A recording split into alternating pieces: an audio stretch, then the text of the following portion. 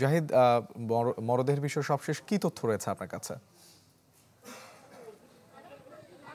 সুবন, দেবিদ্বার উপজেলার জাফরগঞ্জ এলাকায় একটি বিলে সকালে যে দুটি মরদেহ পাওয়া গেছে তাদের পরিচয় কিছুক্ষণ আগে পুলিশ শনাক্ত করেছে এবং এর মধ্যে একজন হচ্ছে মনির, যার বাড়ি জাফরগঞ্জ এলাকা, আরেকজনের বাড়ি হচ্ছে খাগড়াছড়ি জেলার রামগঞ্জ উপজেলায়। আমরা এই মুহূর্তে মনির যিনি মারা গেছেন সেখানে এসেছি এবং আমরা দেখছি যে আসলে তার পরিবার শোকাহত হয়ে এখানে আসলে মূর্ছা যাচ্ছেন বারবার এবং তার পরিবারের সদস্যরা কান্নাকাটি করছেন। আমরা তাদের সাথে কথা বলেছিলাম, তারা যেটুকু বলছেন যে আসলে গতকালকে বিকাল ৩টার পর থেকে মনিরের খোঁজ পাওয়া যাচ্ছিল, রাতেও সে বাসায় ফিরে আসেনি।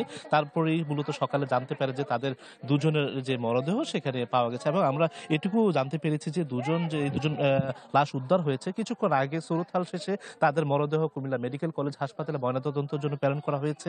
ঘটনাস্থলে দেবিদ্বার সার্কেলের যিনি সিনিয়র সহকারী পুলিশ সুপার তিনি এখানে এসেছেন এবং এখানে আসার পর আমরা তার সাথেও কথা বলেছিলাম।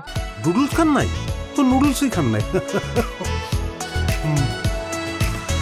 তিনি আমাদেরকে যেটুকু তথ্য জানিয়েছেন যে এই দুইটি মরদেহ সুরতহালে আসলে তাদের হত্যাকাণ্ডের কোনো আলামত তারা খুঁজে পাননি এবং শরীরে কোথাও আঘাতের কোনো চিহ্ন পাওয়া যায়নি। দুজন ডিশ লাইনের শ্রমিক হিসেবে তারা এই এলাকায় আসলে বেশ কয়েক বছর ধরে কাজ করতেন এবং এখানকার যিনি মনির, তার সাথে খাগড়াছড়ি এলাকার যে মোহন, তিনি সহ দুজন শ্রমিকই এই এলাকায় ডিশ লাইনের কাজ করতেন এবং পাশাপাশি হচ্ছে যে এখানে তারা বিকালের দিকে আড্ডা করতেন, কিন্তু সেখানে কি কারণে তারা গিয়েছেন এই তথ্যটুকু আসলে পরিবারের সদস্যরা আমাদেরকে নিশ্চিত করতে পারেনি। তবে পুলিশ এটুকু আমাদেরকে জানিয়েছে যে আপনার ময়নাতদন্ত শেষে তাদের রিপোর্ট পাওয়ার পর মূলত বিস্তারিত বলতে পারবে। এই ক্ষেত্রে তারা আসলে প্রাথমিকভাবে কোনো ধারণা আসলে আমাদেরকে এই পর্যন্ত জানাতে পারেননি। তো এই ছিল কুমিল্লা দেবিদ্বার থেকে সর্বশেষ। সুবন।